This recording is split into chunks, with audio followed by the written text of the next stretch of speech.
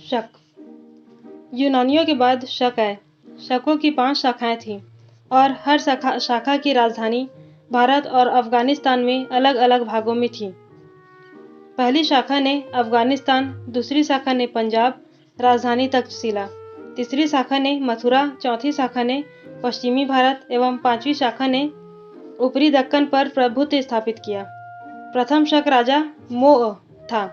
शक मूलतः मध्य एशिया के निवासी थे और चारागाह की खोज में भारत आए। 58 ईसा पूर्व में उज्जैन के एक स्थानीय राजा ने शकों को पराजित करके बाहर खदेड़ दिया और विक्रमादित्य की उपाधि धारण की।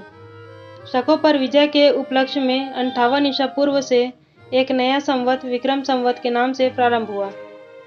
उसी समय से विक्रमादित्य एक लोकप्रिय उपाधि बन गई, जिसकी संख्या भारतीय इतिहासकार में 14 तक पहुंच गई। गुप्त सम्राट चंद्रगुप्त द्वितीय सबसे अधिक विख्यात विक्रमादित्य था। शकों की अन्य शाखाओं की तुलना में पश्चिम भारत में प्रभुत्व स्थापित करने वाली शाखा ने सबसे लंबे अरसे तक शासन किया। गुजरात में चल रहे समुद्री व्यापार से यह शाखा काफी लाभान्वित हुई और भारी संख्या में चांदी के सिक्के जारी किए।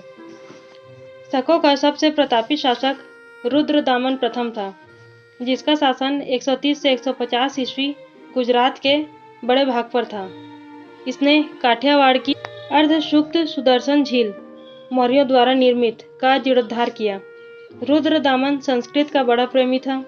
उसने ही सबसे पहले विशुद्ध संस्कृत भाषा में लंबा अभिलेख, गिरनार अभिलेख, जारी किया।